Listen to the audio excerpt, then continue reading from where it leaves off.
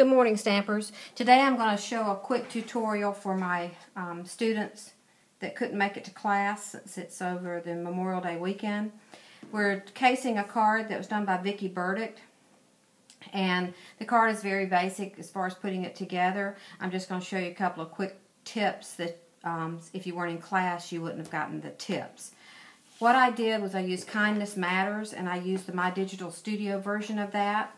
And I laid them out because her card is done on a tag, and she actually stamped them on watercolor paper, colored them, and cut them out. I just saved them in My Digital Studio, 6 to a panel like this, evenly lined up, and then I exported it into Photoshop, and I colored it with the coloring tool in Photoshop. I tried to do it in My Digital Studio. I couldn't get the colors the way I wanted blended. They wouldn't blend over each other. It took me too long. So I went out to Photoshop, which I'm more familiar with, and colored them in. But what I wanted to show you is how I printed them so that I could easily sponge them for the postage stamp faux look. So I did it on a sheet of very vanilla cardstock. I put A, B, C at the bottom of each one.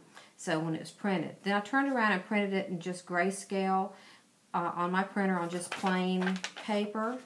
And it perfectly lines up with that because it was printed exactly the same. So what I want to do is I'm going to cut this apart with my paper trimmer.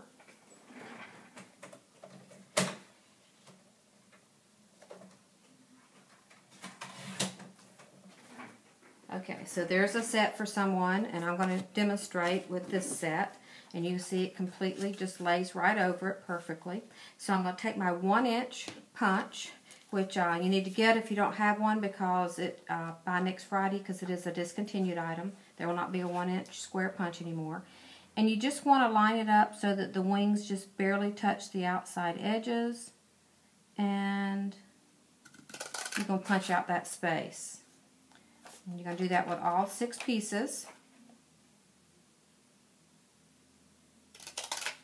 Just like that. So that you have the squares. It just makes it easier for sponging, a lot easier than trying to line it all up. So you're going to punch out each one of those until you end up with this window pane look like this. And it's going to lay over your butterflies. So that you have this. And what we want to do is take our dauber and some soft suede ink, and you're just going to ink up your dauber, and you're just going to daub lightly around the edges. And you don't want to rub because this is inkjet and it may rub off the image, so you want to just use the dauber and just daub around all the edges. And you know it lines up perfectly because you've done your 1-inch squares. And it beats having to take one 1-inch square and line it up and do it, and line it up and do it. This is just easy. You know it's lined up exactly right, and you just go to town daubing. And once you get it all daubed, then you should have something that looks like this with your little shaded squares. And then you're going to take your postage stamp punch. And this is carried over in the catalog, so you don't have to worry about it being gone. And you just want to line it up so that you have the look of a postage stamp. It'll be about, it's a little less than 1/8 of an inch around the square, so that when you cut it out, then you have this postage stamp look. And we're just going to punch all of those, and they are going to be lined up on the tag. And you can put them in any order that you want. I didn't color mine quite like Vicki had hers in the example. I think her example is one of the monthly packages that you can buy online that gives you several projects from several different designers. I just like all of Vicki's stuff. And you're just going to take, this is the 2 tags punch. Die. You're going to need to also order it. It is discontinued after this catalog, so it's another thing you need to get by next Friday the 31st. And if you want to just arrange them the way you like,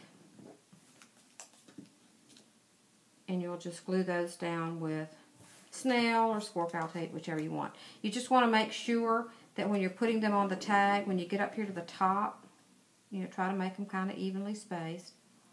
And we want to try to cover up this little slit that the tag punch cuts. So I want it down far enough that my holes exposed to put my ribbon in. Okay, just like that. And that will be the front of the card. The rest of the card is just a 2" by 4" piece of, or 3 7/8 by 2" piece of designer series paper. This is from Comfort Cafe.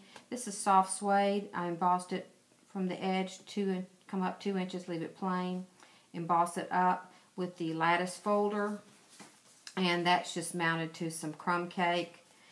It'll have a piece of ribbon across here, crumb cake seam binding, and it'll have a crumb cake seam binding bow that I've used the corduroy button to make.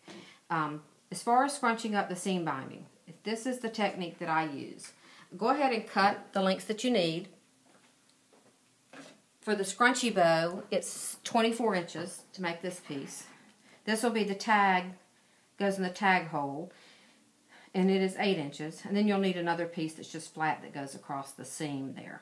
So the way I do it is I cut my ribbon, and then I lay it in my spray box, and I spray it with a mixture of alcohol, shimmer paint, and 2 or 3 drops of soft suede.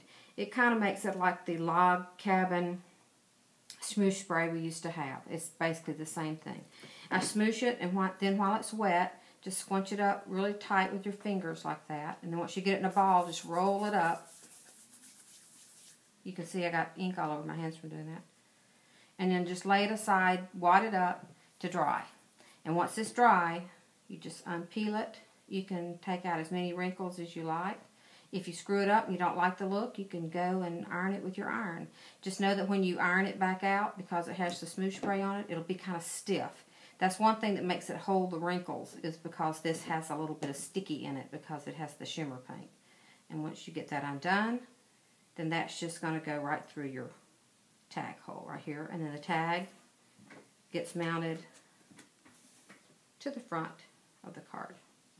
Okay?